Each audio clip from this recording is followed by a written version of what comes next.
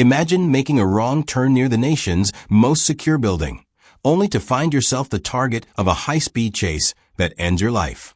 This is the harrowing story of Miriam Carey, a 34-year-old mother whose fatal encounter with law enforcement raises pressing questions about mental health and the use of force.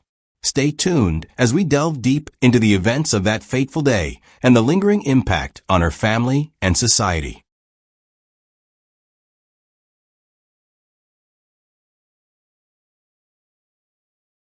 October 3, 2013. The streets surrounding the White House and U.S. Capitol are among the most heavily guarded in America. Every movement watched, every threat swiftly neutralized. But on this day, a high-speed chase would erupt, ending in a hail of gunfire and leaving a young mother dead. Her 18-month-old daughter, found unharmed in the backseat, would become the silent witness to a story that stunned the nation. The questions came fast. Who was Miriam Carey? What drove her to the gates of power, alone, unarmed, yet pursued by dozens of armed officers?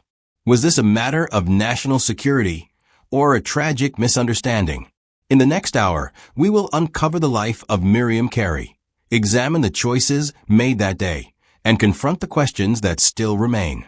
What really happened in Washington, D.C. that afternoon? And who, if anyone, is responsible for her death? To understand the tragedy of Miriam Carey, we must first understand the woman behind the headlines, the daughter, the professional, the mother whose life was anything but ordinary. Born on August 12, 1979, Miriam Iris Carey entered the world in Bedford-Stuyvesant, Brooklyn, a neighborhood steeped in history. From an early age, she stood out, not for trouble, not for controversy, but for her drive. She was intelligent, independent, and ambitious. Those who knew her describe a woman with purpose, someone who wasn't afraid to work hard for the life she wanted. Her journey through education was marked by determination. She first earned an associate degree in dental hygiene from Hostas Community College, a stepping stone toward something greater. But Miriam wasn't content with just that. She pushed forward, eventually graduating from Brooklyn College in 2007 with a degree in health nutrition science. It was in the medical field that she found her place. She became a skilled dental hygienist, settling in Stamford, Connecticut. Patients trusted her, colleagues respected her, and her employer, Dr. Stephen Oken, saw nothing but excellence. She was always happy, he later recalled. A non-political person, a professional in every sense of the word. For 8 years, Miriam Carey built a career based on care and precision. But outside the walls of her workplace, beyond the routine of patient appointments and sterilized dental tools, something was changing. Beneath the surface, a battle was unfolding, one that would set her on a path toward an irreversible collision with law enforcement.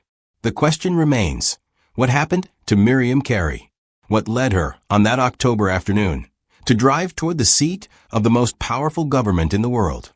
And why did she never make it out alive? To answer that, we must go deeper, into the signs, the warnings, and the struggle she fought behind closed doors. For years, Miriam Carey lived what many would consider a successful, stable life. A respected professional, a loving mother, and a woman with a future filled with promise. But sometimes, the deepest struggles are the ones no one sees. And for Miriam, those struggles began to surface in late 2012. It started subtly, small shifts in behavior, moments of unease. To those around her, Miriam was still the same warm, ambitious woman.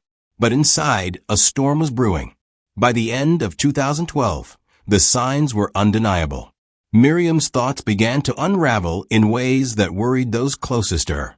Her boyfriend became increasingly concerned. She had started to speak of things that didn't quite make sense, things that left him uneasy and confused. According to reports, Miriam began to believe that she was under electronic surveillance. But it wasn't just anyone she believed was watching her. In Miriam's mind, the surveillance came from none other than President Barack Obama himself. Her boyfriend didn't ignore these signs. He reached out to the Stamford Police Department, reporting his concerns about Miriam's mental well-being. He hoped that by alerting the authorities, Miriam would get the help she needed. But what followed would raise critical questions about how society handles mental health crises. The police, after hearing the details, listed Miriam Carey as an emotionally disturbed person. With that label came assumptions that would have tragic consequences less than a year later. But what did this label mean for Miriam? Did it mean she was dangerous? Or simply in need of help? The answers aren't simple. Her family, in the aftermath, would paint a different picture. One of a woman who had recently faced significant stress. They would argue that Miriam's mental health issues were temporary, manageable, and did not define her. Her sisters insisted that Miriam was not violent, not a threat. She was a mother, struggling silently, caught in a system that didn't seem equipped to understand or support her. But there were troubling details. Miriam had suffered a head injury during a previous accident, a detail her family believed played a role in her mental health decline. Traumatic brain injuries are known to affect cognition and behavior. Could this have been the trigger? Could the trauma have altered her perception of reality? Or was there something more, something missed by those around her? Despite her struggles, Miriam kept moving. She continued working. She cared for her daughter. But beneath the surface, the thoughts persisted. The belief that she was being watched, controlled, followed. And then came October 3rd, 2013. The day those thoughts drove her to Washington, D.C. The day her private battle became a very public tragedy. As we trace Miriam Carey's final hours, we must ask, were there opportunities to help her before that day? Did the system fail her? Or was her fate sealed the moment those first troubling thoughts took hold? Her story forces us to confront difficult truths about mental health, stigma, and how society responds when someone's reality no longer matches our own. October 3rd, 2013. An unremarkable Thursday afternoon in Washington, D.C. The city bustled with its usual rhythm. Tourists explored monuments, lawmakers attended meetings, and the daily pulse of the nation's capital continued uninterrupted. But for one woman, this day would become her last. For one child, it would become a day of unspoken trauma. And for the country, it would raise questions still unanswered. This is the hour when everything changed. Let's walk through it, moment by moment. At approximately 2:12 p.m., Miriam Carey, behind the wheel of her black Infiniti G37, approached 15th and East Streets NW, a restricted checkpoint near the White House. No one knew why she chose this path. There were no weapons in the car, no signs of a planned attack. But Miriam didn't stop. She didn't hesitate. The vehicle moved forward, unauthorized, unwelcome. An off-duty Secret Service officer, recognizing the breach, acted fast. He grabbed a metal bike rack, an improvised barrier, and attempted to block her exit. But Miriam didn't slow down. In an instant, she collided with the rack, sending it, and the officer, crashing to the ground. The officer lay injured. The checkpoint had been compromised. And Miriam Carey, with her 18-month-old daughter in the back seat, pressed the accelerator. What was going through her mind at that moment?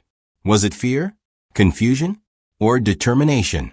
What followed was chaos, flashing lights, blaring sirens, and a desperate pursuit through one of the most secure areas in the United States. Law enforcement sprang into action. The chase roared down Pennsylvania Avenue, a street lined with symbols of power and history. But this was no ordinary chase. The black Infiniti weaved through traffic.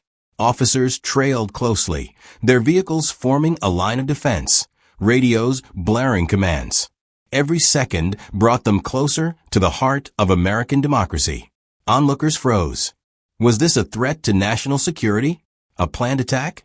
Or something far more complicated? The stakes were high.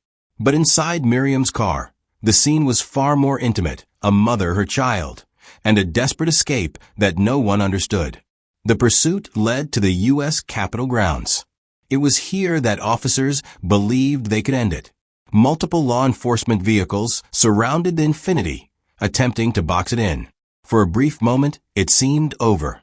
But Miriam wasn't done. With a sudden surge, she maneuvered out of a trap, striking another Secret Service officer in the process. The chase wasn't just continuing, it was escalating. The tension was unbearable. Who was this woman? What did she want? Was the child in the back seat a hostage? Every second mattered. But the truth was far more tragic than anyone realized. The chase reached its final destination near the Hart Senate office building. The black Infiniti slowed. Officers surrounded it, weapons drawn, commands shouted. In those critical moments, decisions were made, decisions that would end a life. Without warning, officers opened fire. The sound of gunshots shattered the afternoon air. 26 bullets were fired. 5 struck Miriam Carey from behind. 1 a fatal shot to the back of her head. The car rolled to a stop. The city fell silent. Then came the discovery that shocked everyone. In the back seat of the bullet-riddled Infiniti, Miriam Carey's 18-month-old daughter sat, unharmed, silent, and too young to understand what had just happened. As officers opened the doors, the child was lifted out, away from the scene her young mind could not yet comprehend. No weapons were found in the vehicle. No explosives. No manifesto. Just a mother and her baby, one alive, one dead. The Capitol went into lockdown. News outlets scrambled to make sense of the unfolding tragedy. Who was Miriam Carey? Why did she drive into the nation's most protected areas? What had she hoped to achieve? Her family's cries echoed across the nation. Miriam was not a terrorist. She was not a threat.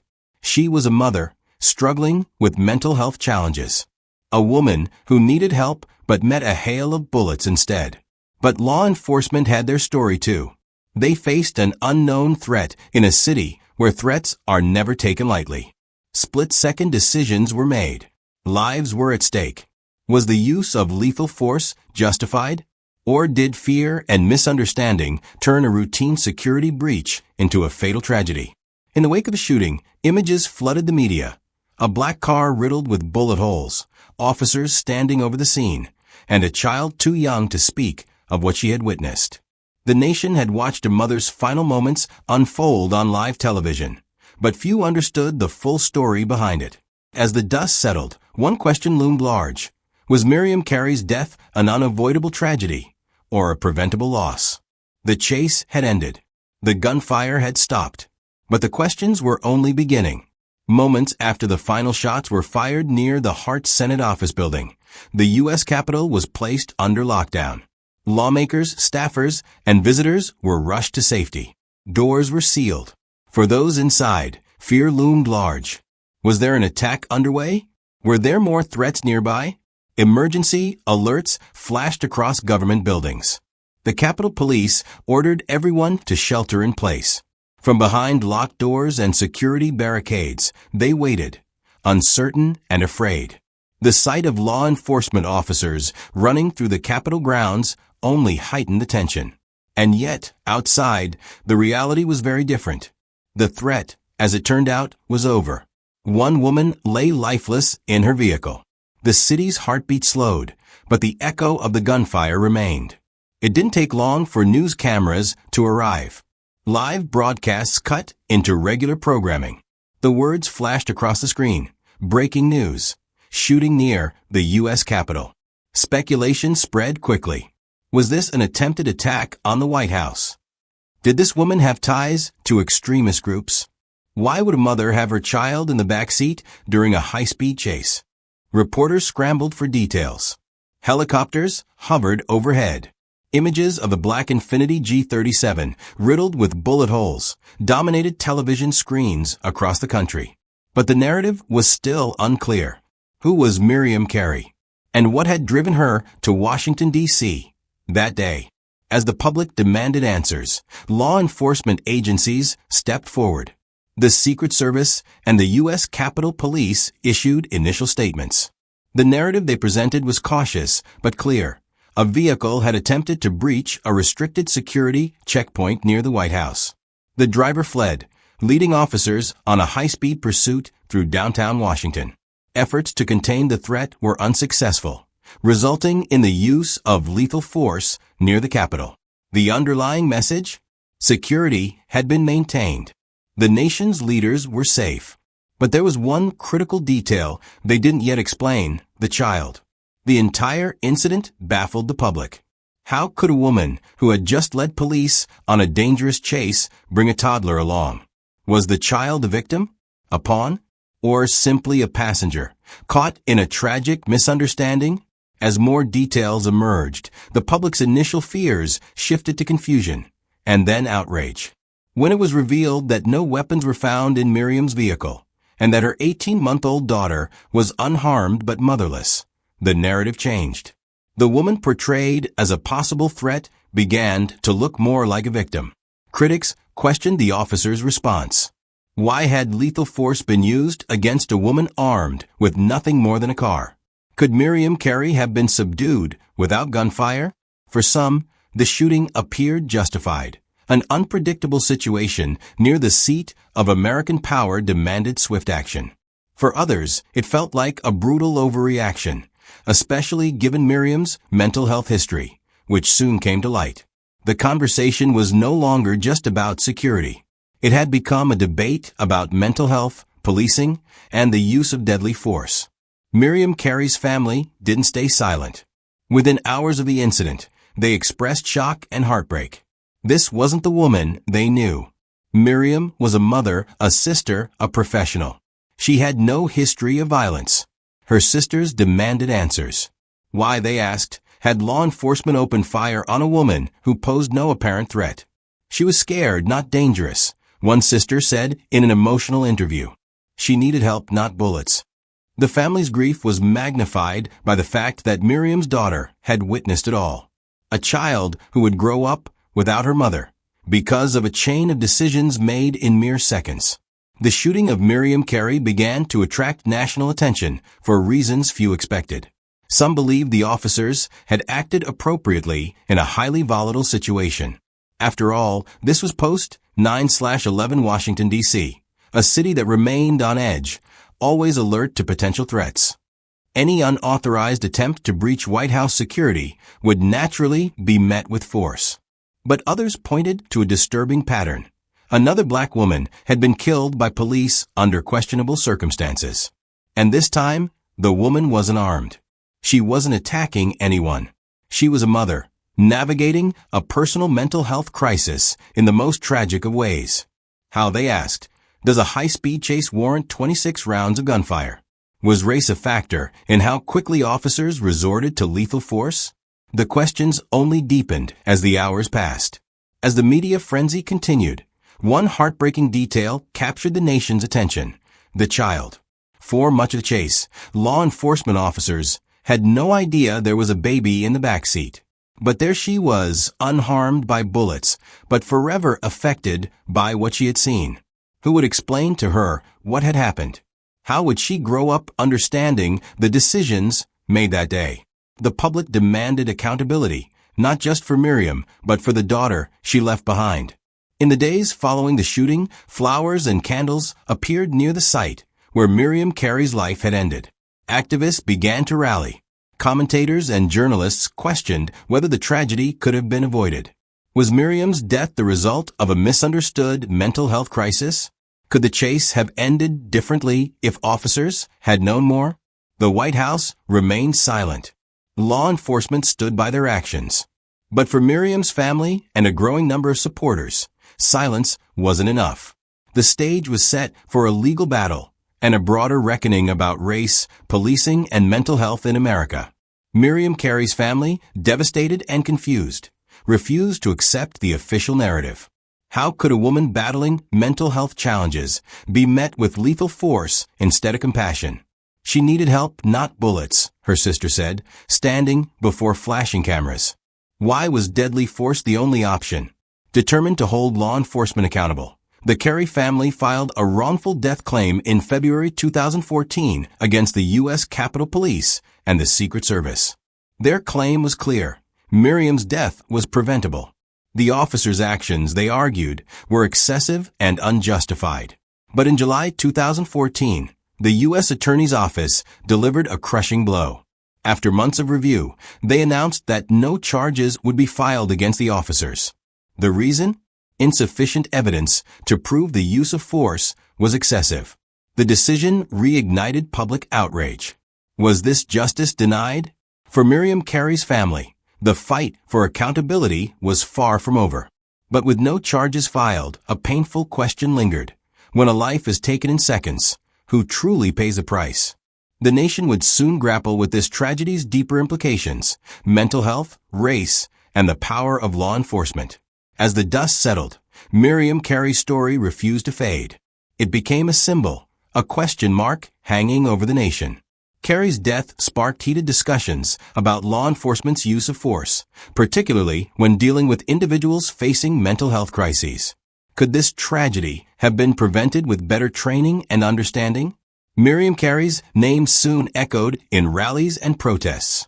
She became part of the Say Her Name campaign, a movement dedicated to Black women whose lives were cut short by police violence. Her story joined a chorus of voices demanding justice and visibility. Advocates pushed for policy changes, urging law enforcement agencies to adopt better strategies for handling mental health emergencies. The question remained: how many more lives would be lost before change came? Miriam Carey's life ended in a moment of fear and confusion, but her story endures, raising tough questions about race, mental health, and the power of the state. In the end, her name became more than a headline. It became a call for justice. We want to hear your thoughts. Do you believe the officers' actions were justified? How can law enforcement improve their response to individuals experiencing mental health crises? Share your perspectives in the comments below. Miriam Carey's story is a somber reminder of the complexities at the intersection of mental health and law enforcement. By engaging in open dialogue and advocating for change, we can strive to prevent such tragedies from recurring. Thank you for watching, and don't forget to like, share, and subscribe for more in-depth stories.